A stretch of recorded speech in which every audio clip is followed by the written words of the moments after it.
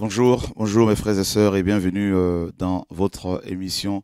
Il est minuit dans l'horloge de Dieu. Merci Seigneur pour ta fidélité, ton amour.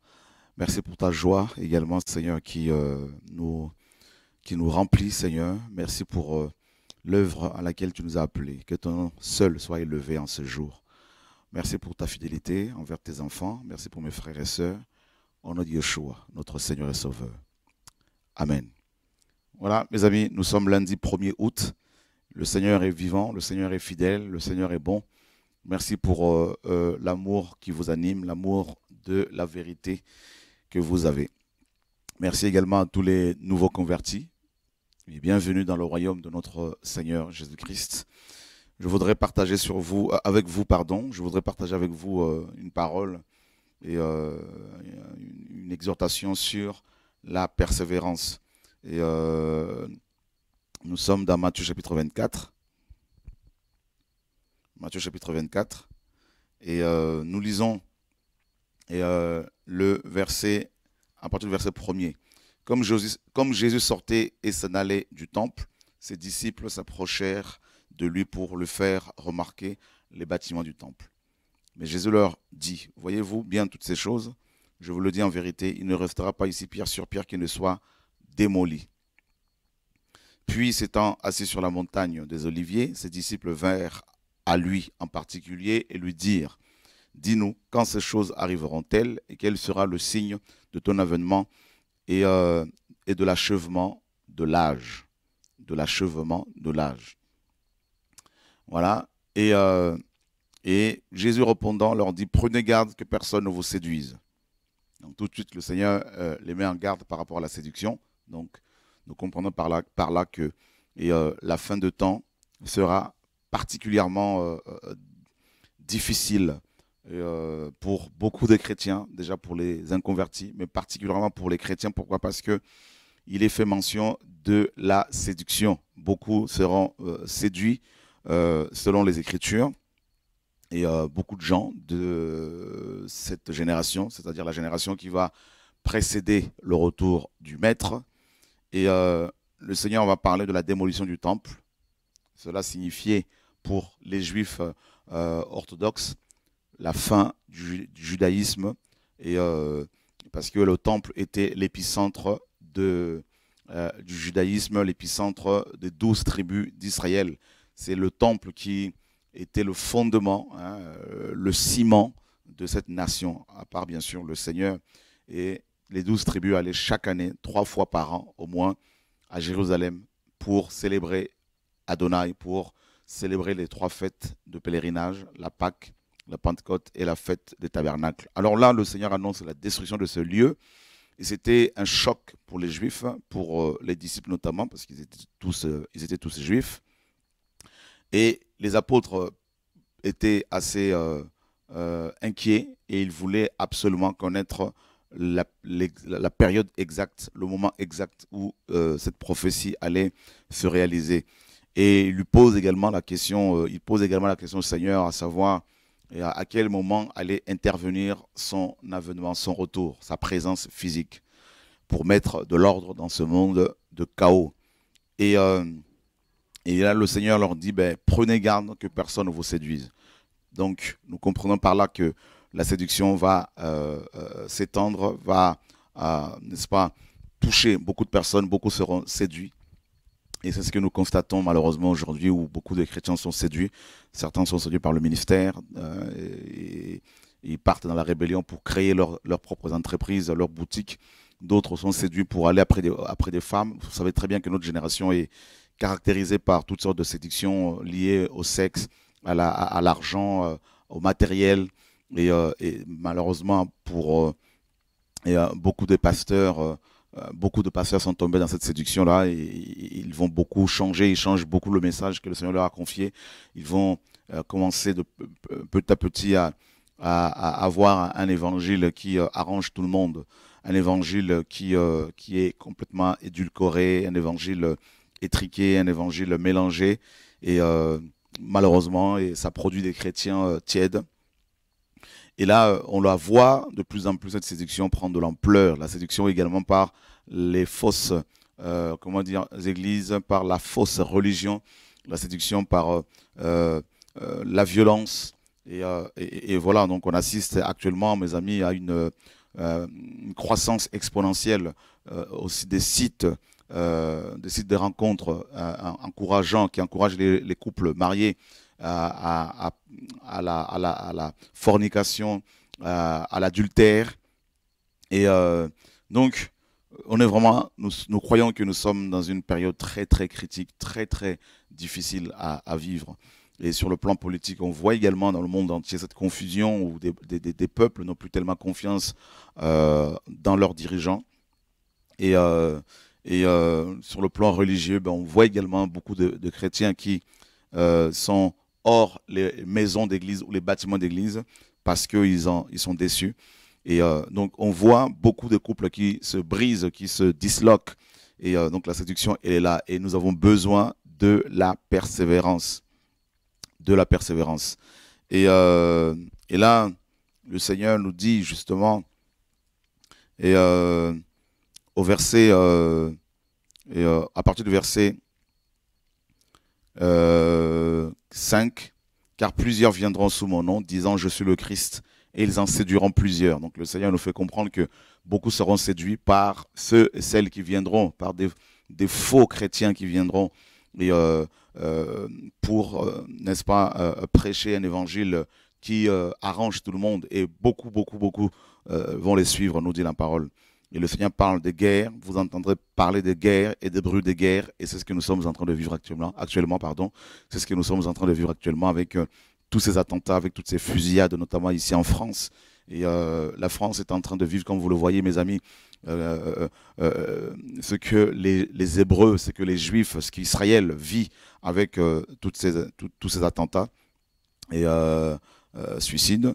Et donc, on assiste vraiment à des troubles, comme le Seigneur l'a annoncé dans les Écritures, qu'il allait avoir des guerres et des bruits de guerre. Donc, nous sommes en train, nous le croyons, de vivre la troisième guerre mondiale, qui sera une guerre religieuse, selon les Écritures, une guerre entre, comment dire, Israël et beaucoup de nations musulmanes, malheureusement.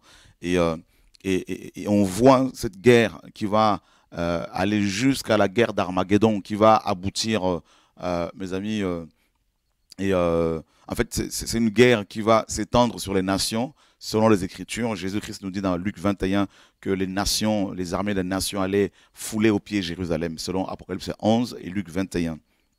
Donc, c'est une guerre qui est une guerre terrible, et nous sommes en train de voir les prémices, je dirais, carrément, on en voit les prémices plutôt, je dirais.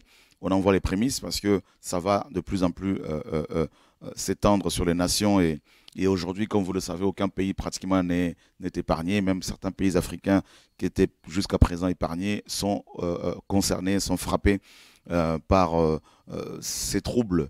Et voilà, donc le Seigneur continue ses avertissements en disant « Gardez-vous d'être troublés, gardez-vous d'être troublés, car il faut que toutes ces choses arrivent. » Mais ce ne sera pas encore la fin. Donc le Seigneur nous dit qu'il va y avoir des troubles, il va y avoir des guerres, des bruits des guerres, et ces choses-là doivent arriver selon les Écritures, car une nation s'élèvera contre une autre nation, et un royaume contre notre royaume.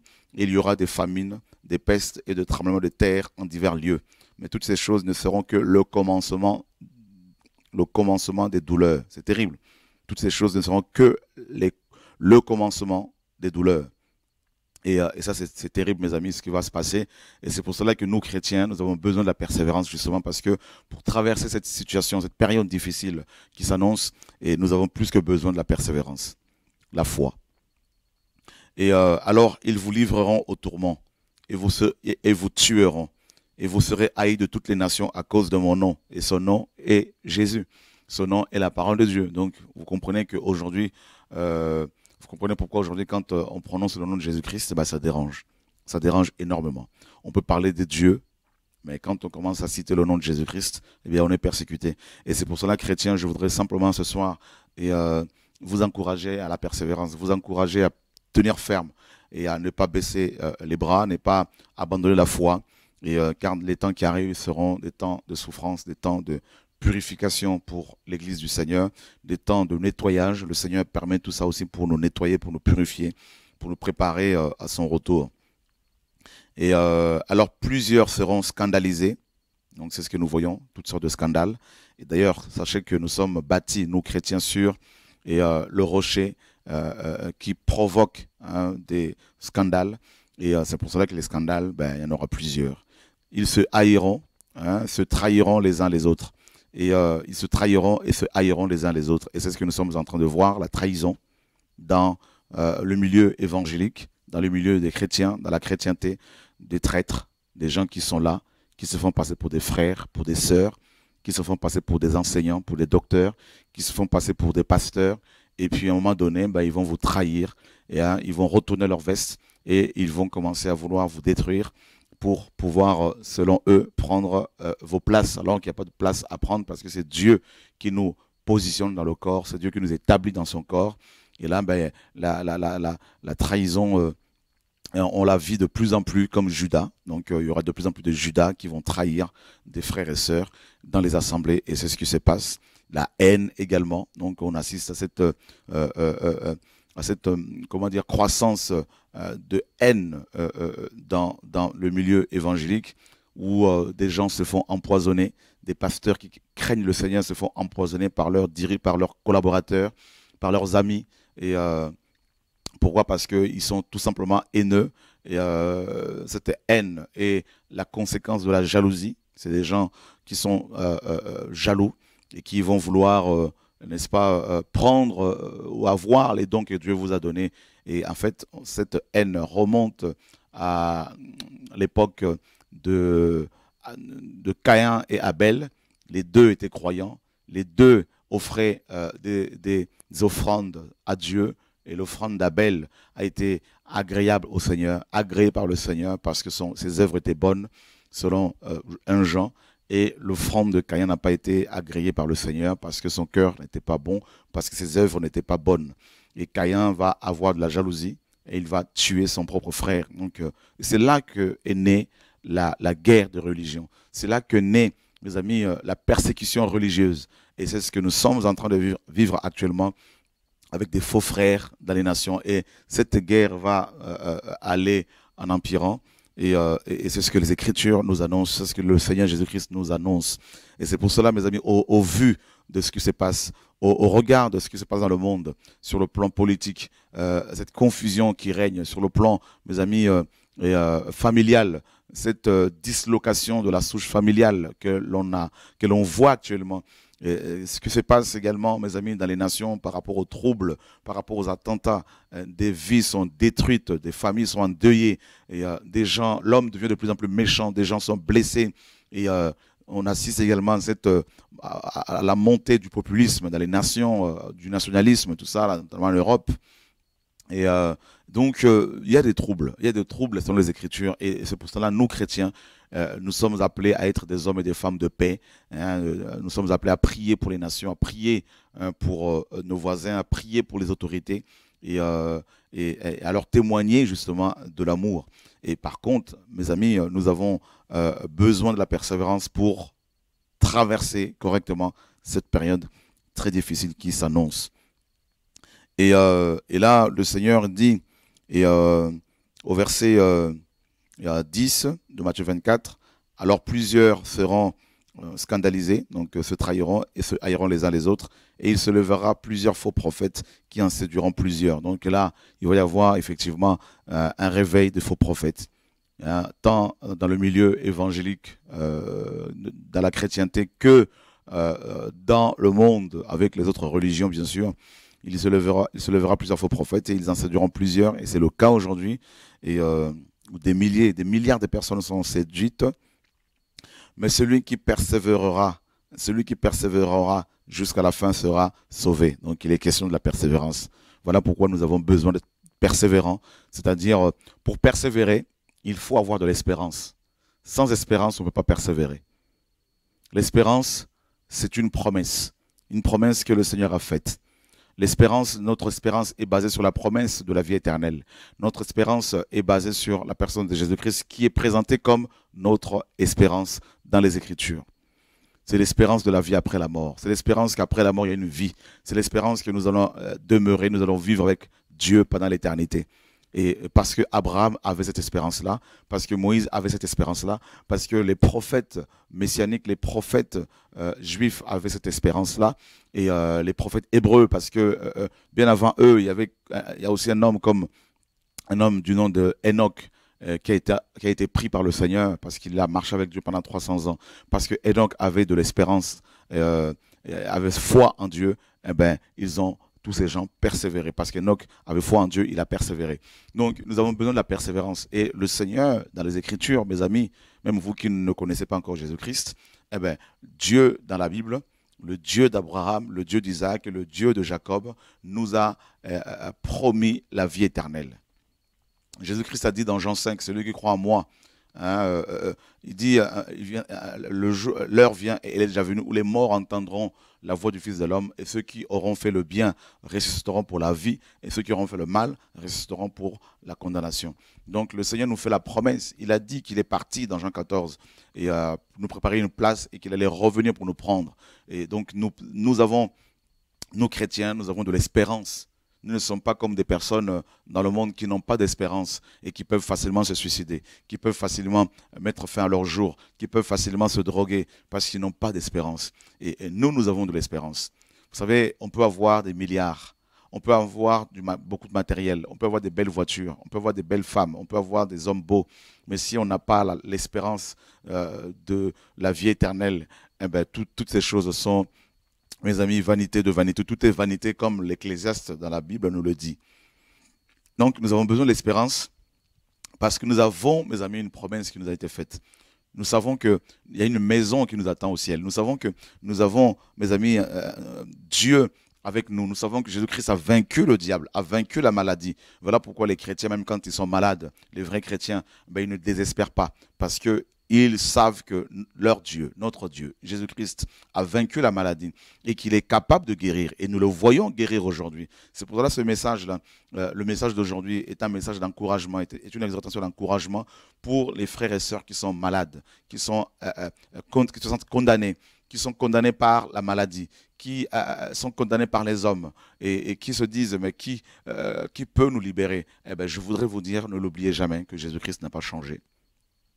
Et Lazare, dans la Bible, était mort. Le Seigneur l'a réveillé. Et la parole nous dit que Yeshua est le même hier, aujourd'hui et pour l'éternité. Et nous croyons qu'il n'a pas changé. Il tient à ses promesses. Il réalise toujours ses promesses. Et quand il nous promet quelque chose, mes amis, il veille sur sa parole.